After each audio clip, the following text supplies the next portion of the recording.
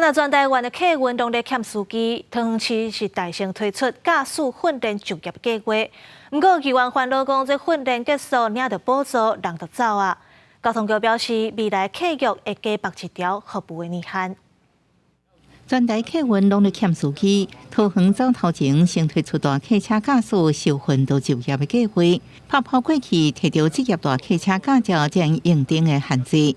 受训期间到薪水津贴通领，不过部分党派议员拢来烦恼，无白约恐惊受训了就闪人。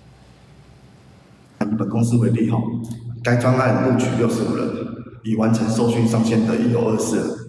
那本公司驾驶员缺员的情况，已由112年的缺100人左右，降至现在的约缺80人。希望这个桃园市政府针对这个受训奖金跟结业的方案，要设有限制跟门槛。譬如说，受训完成以后，一定要服务一定年限后才能离开，否则要给付这个解约金啊等等的。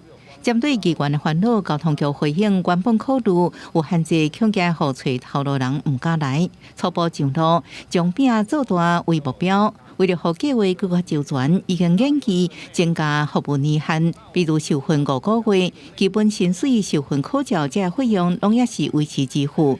不过学习津贴加完份奖金，爱正常服务满5个月才会发。实际下个月公告，按算114年开始实施。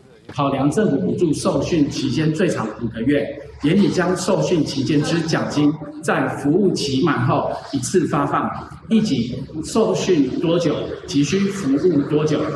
针对大客车受训到就业的计划，交通局表示，为今年3月开始招募，到即马已经有124个人报名参训，其中已经有52个人上线工作，驾驶欠人也为年初的272人降做210人，按算年底陆续上路会阁降低。